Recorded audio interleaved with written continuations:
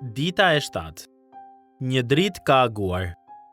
Populli që ecste në terr pa një dritë të madhe. Mbi ata që banonin në vendin e hijes së vdekjes, doli një dritë. Isaia 9:1. Bibla nuk e fsheh kur faktin se sa herët mund të bëhet jeta. Shkrimet janë të qarta se kur Perëndia lihet jashtë jetës së njeriut, kur ne zgjedhim rrugën tonë dhe jo të tijën, rezultati është errësira. Kohët kur jetoi profeti Isaia ishin me të vërtetë të errta. Tempulli i madh i Salomonit nuk ishte më vendi i adhurimit të vërtetë, por i korrupsionit egoist. Mbretërit e ligj nuk arritën ta drejtonin Izraelin te mbreti i tyre i vërtetë. Padrejtësia mbretëroi. Populli i Perëndis ishte mësuar që t'i shpërfillte profetët e tij. E megjithatë, jeta nuk u shkonte mbar.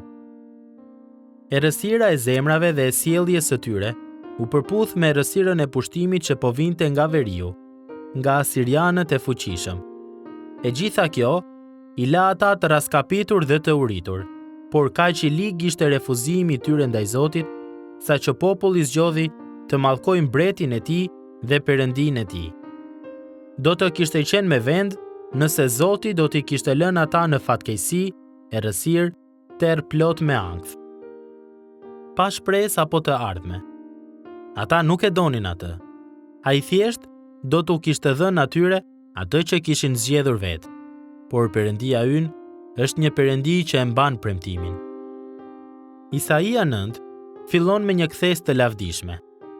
Pikërisht aty ku mund të presim të lexojmë se Perëndia do ta fsheh fytyrën e tij nga këta njerëz rebel, lexojmë: por errësira nuk do të zgjas gjithnjë mbi atë që tani është në ankth. Zoti nuk do ta braktiste popullin e tij dhe nuk do të lejonte që ata të mbeteshin në mirim.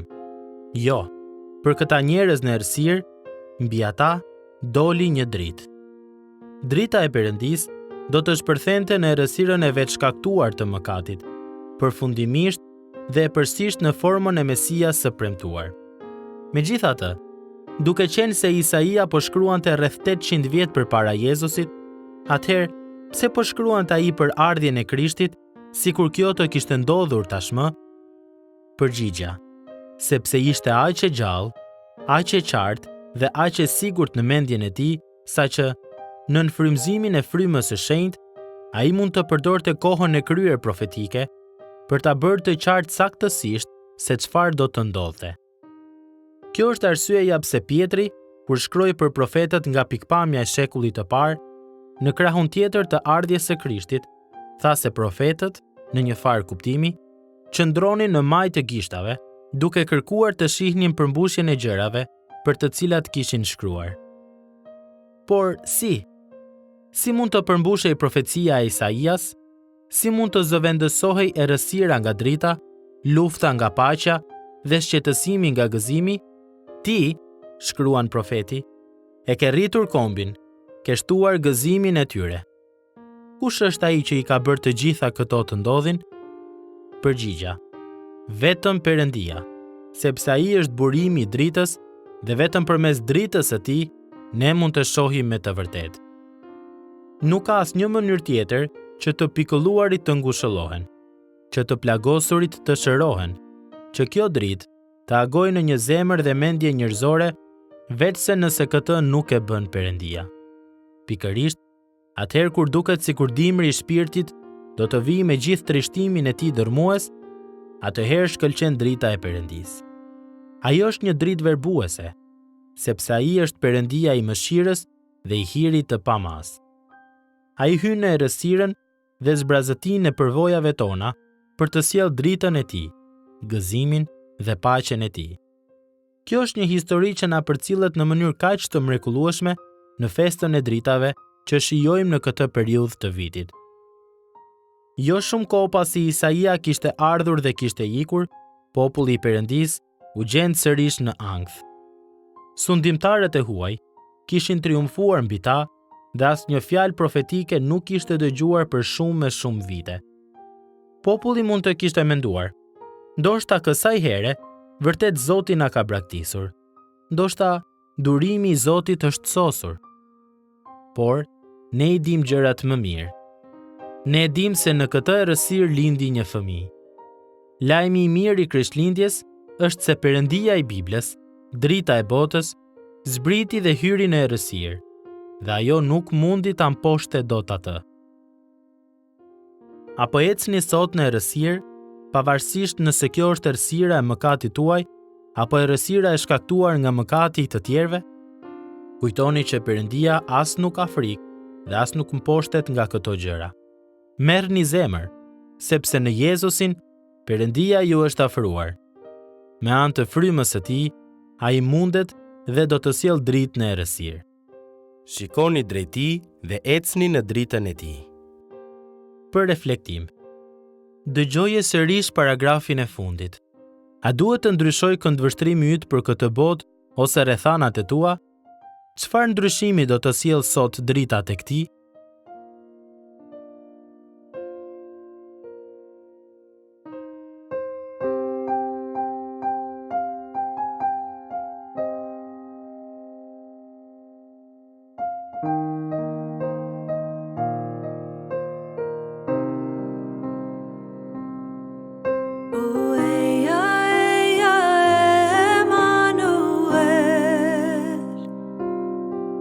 Shpengot robruarin Izrael,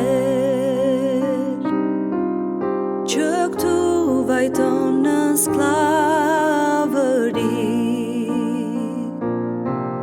qersa biri Perëndis të vi. Gëzo, gëzo, Emanuel, do t'vi tek Ti, o Izrael. Eja Ti urtësi që vjen nga lart, Ti që sundon me plot fuqi, tregon na shtegun tënd të mirë. Për çdo ditë ta ndjekim me dëshirë. Gëzo, gëzo, Emanuel,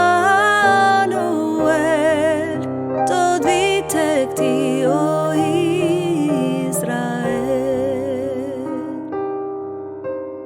O ylli mëngjesit shfaqëti, kushllona shpirtra teksa lind tani, të zymë të tretën natës të bot,